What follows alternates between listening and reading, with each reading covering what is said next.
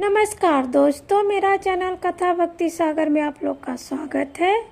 आज हम कार्तिक मास में सुनने जाने वाली एक बहुत ही सुंदर कथा सुना रही हूँ। एक गांव में एक सेठ जी रहते थे अपनी पत्नी के साथ, और उनका एक लड़का था। उसका भी शादी हो गया था, विवाह हो गया था।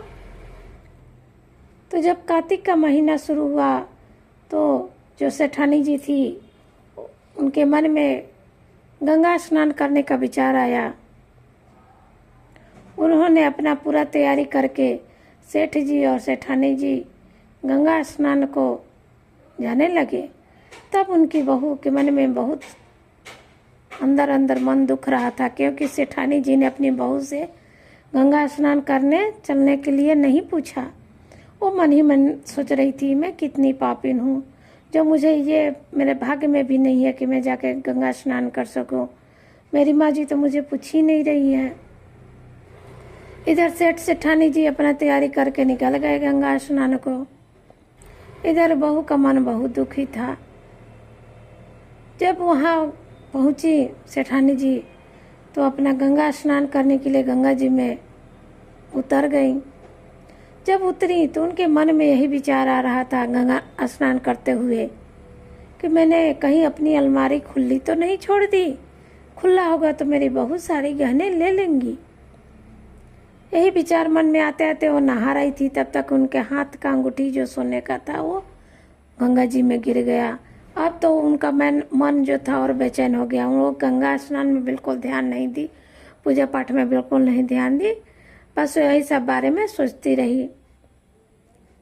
इधर जो बहू थी, मन उसका दुखी था। वो सोच रही थी इस वक्त माँ जी गंगा स्नान कर रही होंगी। ऐसा सोचते सोचते उसने एक कठवत लाया और उसमें बाल्टी से पानी भरा और पूरी श्रद्धा से उसी कठवत के पानी में स्नान करने लगी, गंगा जी को समझ के। जैसे ही उसने एक बार स्नान किया, उसके हाथ में कुछ लग गया। उसने देखा ये तो मेरी माँ जी की अंगूठी है, ये अंगूठी तो मेरी माँ जी पहन के गई थी, लेकिन यहाँ कैसे आया। ये सोच के उसने उस अंगूठी को अलमारी में रख दिया और बोला कि जब माँ आएंगी तो मैं उनको वापस दे दूंगी। कुछ दिनों के बाद जब पूरा गंगा स्नान सब खत्म हो गया, उनकी सास घर आई तो बहू ने पूछा कि माँ जी अच्छा से सब कर आई, गंगा स्नान अच्छा से हो गया। तब जो सास थी सेठानी थी वो बोली, नहीं बहू, मेरा गंगा स्नान में मन ही नहीं लगा। मेरा हाथ का अंगूठी गुम हो गया। मैं याद ही नहीं कर पाई थी कि मेरा अलमारी बंद है कि नहीं। इन्हीं सब बातों में मेरा दिमाग अटका रह गया, मैं पूजा पाठ में ध्यान नहीं दिया। तब उसकी बहू ने वो अंगूठी लाकर अपनी सास को दी और बोली, माँ जी कहीं आपकी ये अंगूठी तो नहीं गुम हुई थी। तब उसकी सास ने कहा कि ये तुम्हारे पास कैसे, ये तो गंगा जी में गिरा था।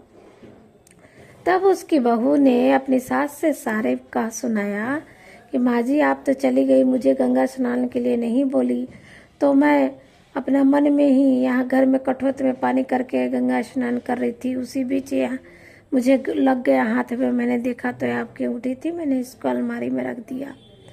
अब उसकी सास को बहुत शर्मिंदगी महसूस हुई। उसने कहा कि देखो बहू, मैं तो गंगा जी के पास जाके भी शुद्ध मन से स्नान नहीं की, न पूजा की। तुम घर में रह के ही कठवत में ही स्नान कर लिया और शुद्ध मन से किया, ताकि तब ये अंगूठी जो गंगा जी में गिरा था तुमको मिल गया। मतलब गंगा जी यहाँ आ गई थी, सोचो। तो इसे ही कहते हैं कि मन चंगा तो कठौती में गंगा।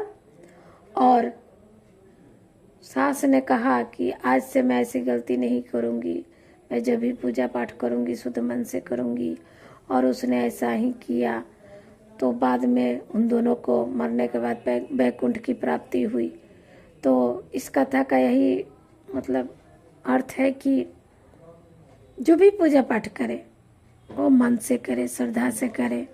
इना कि इधर पूजा कर रहे हैं, सोच रहे हैं कि अरे उधर कोई मेरे घर में घुस गया, कोई तोड़ के चला गया, फूल कोई तोड़ के लेके गया। कुछ आदमी सोचते रहता है।